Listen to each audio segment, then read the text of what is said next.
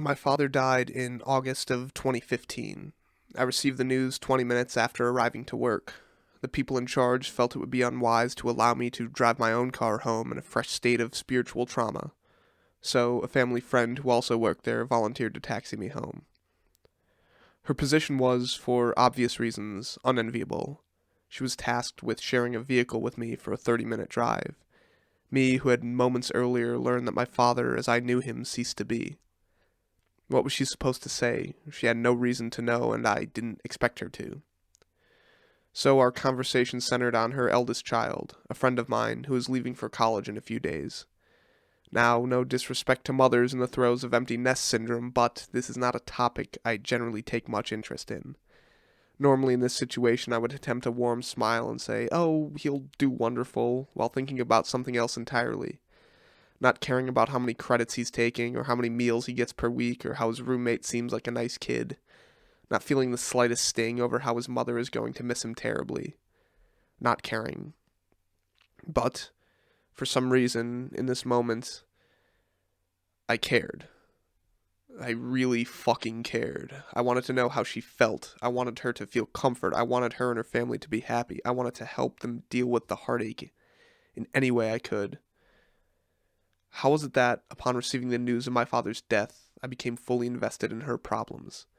How, in the turbulence of this loss, could my psyche be spacious enough to accommodate my grief as well as her struggle?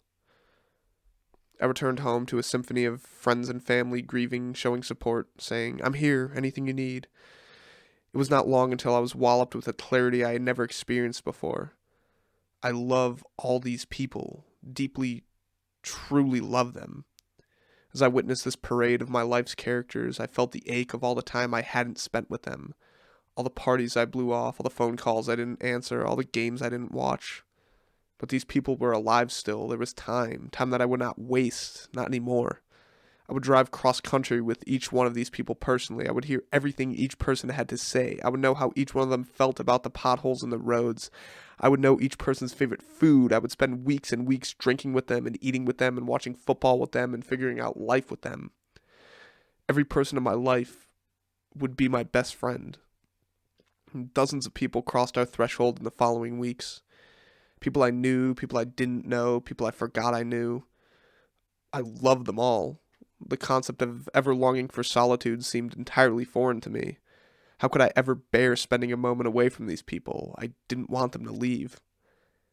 A dear friend of mine once told me that the only concept capable of solving every world problem is empathy. For the first time in my relatively brief life, I understood empathy. I spent my first 20 years finding ways to validate my own problems while minimizing those of others, all while possessing the inability, or perhaps unwillingness, to love boundlessly and actually appreciate the saints I'm surrounded by. The grime on the windshield of my perception was thoroughly removed, and I hadn't even realized that the glass was dirty. Would this feeling prevail? Had the thematic fiber of my life permanently shifted?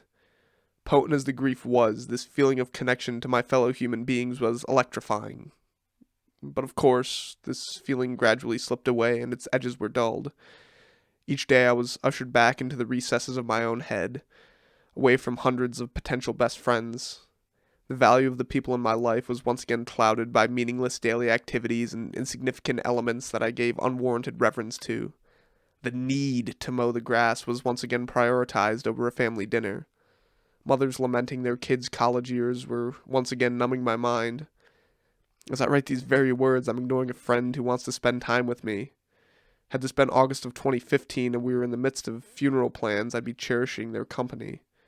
But it is August of 2016. Where did it go? Can I think my way back to it? I look at the same people I looked at last summer and feel the love, but not the urgency. No more screams from my heart saying, "Live, love, to hell with the bullshit."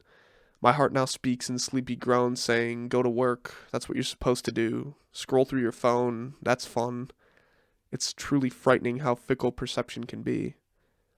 I can see the grime back on my windshield. I'm at least grateful to know my impairment, but how do I clean it? I certainly hope that unbridled love and dying fathers are not mutually exclusive.